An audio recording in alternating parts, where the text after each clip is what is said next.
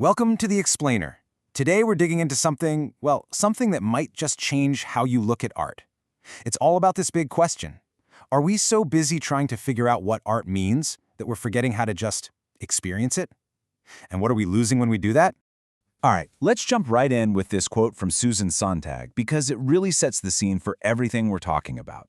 Now, hermeneutics, yeah, it's a mouthful, but all it really means is interpretation, digging around for some hidden meaning. Sontag said, forget that. What we need is an erotics of art, and that's all about the direct, sensory, unfiltered experience.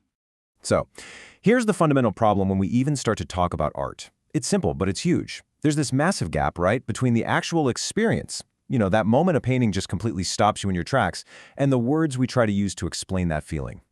And this is the kicker. That tension, that gap, it's not something we're supposed to solve. No, that's where the magic of art actually happens. The whole point isn't to perfectly explain it with words. It's to just sit in that space. The space between feeling something incredible and not quite having the words for it. Okay, to make this all a bit more concrete, let's actually go to a museum. Picture this. We're not in some crowded main hall with all the famous big-name paintings. Nope, we're in a quiet little side gallery, standing in front of this one kind of unassuming painting. It's just called Untitled Water Study.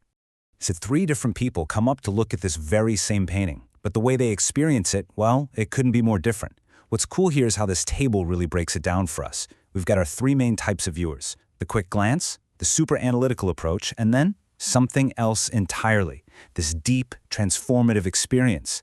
So first up, meet Frank. He's a retired school teacher, and honestly, he's probably how a lot of us look at art. He's there with his wife, maybe feels a little bit like a fish out of water, but he's got this quiet respect for what he's seeing. He only stands there for about 30 seconds, but in that half minute, something real happens. The painting actually connects with him. That light on the water, it sparks memories of his own life, lakes, oceans. For a second, there's a real connection. But then what happens? He says, "That's pretty," and that's it. That one little word is all he has to grab onto that feeling, and it's just not enough, right?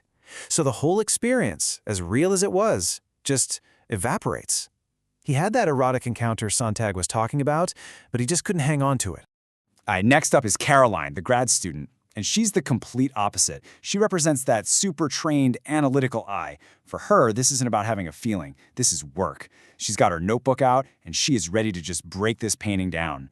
She spends a full 4 minutes there. And she's not just looking, she's working. She's flipping through this mental Rolodex of art history, trying to place it, find influences, make comparisons. Sontag had a great term for this: shadow content.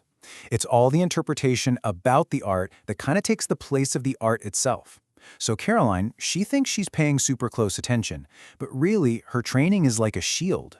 It's turning the painting into a textbook she has to read instead of an experience she can just have. And then there's the third person.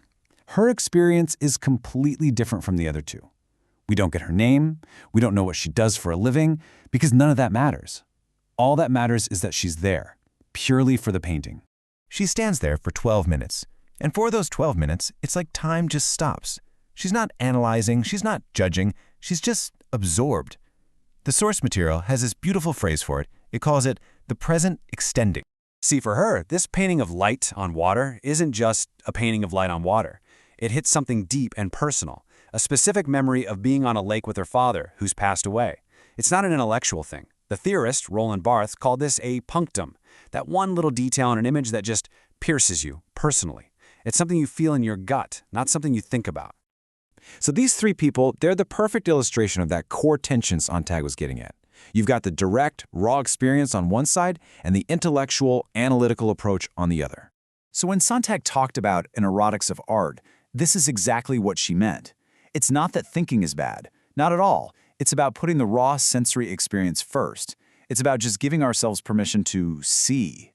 So let's break that down. Frank's quick, "that's pretty" moment, and the third person's 12-minute immersion, both of those were erotic encounters. They were direct connections. But Caroline's approach, that was hermeneutic. It was all about digging for some secret meaning she thought was hidden under the paint. Okay, but let's be real. Having this kind of deep, focused experience is getting so much harder these days, right? So why is that? Well, for that, let's bring in another voice, the novelist Don DeLillo, who was actually warning us about this a long time ago. DeLillo talked about the world filling up with white noise, and he didn't just mean literal noise. He meant that constant, humming background of information, social media chatter, notifications, all the stuff that just fills every single quiet moment, making real silence pretty much impossible. And I mean, just look at our world now. This is it. The smartphone is the perfect machine for delivering this white noise, isn't it? The average person gets a notification every 12 to 15 minutes. How are you supposed to have any kind of sustained, quiet focus with that going on? So in this world that's basically built on noise, a world that seems designed to stop us from having a quiet 12 minutes in front of a painting, how do we get that back? How do we reclaim that kind of experience? This is so important. After her 12 minutes were up, what did the third person do? She didn't pull out her phone.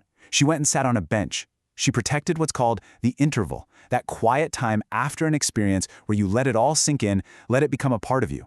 And that little quiet space, that's exactly what all the white noise is trying to eliminate. And look, the big idea here isn't to say interpretation is bad. The goal is just to put it in its proper order. It should come after the raw experience, not instead of it. You have the encounter first, and then that encounter literally changes how you see everything else. Like for the third person, after seeing that painting, even the light hitting a water fountain outside looked different. So, we'll leave you with this thought. We live in a world that literally makes money off of our distraction. It's constantly begging us to scroll, to react, to interpret. So the question is, when was the last time you just didn't? When was the last time you resisted all that noise, found a quiet moment, and just looked? Because that painting, or that sunset, or that whatever, it's still there, waiting.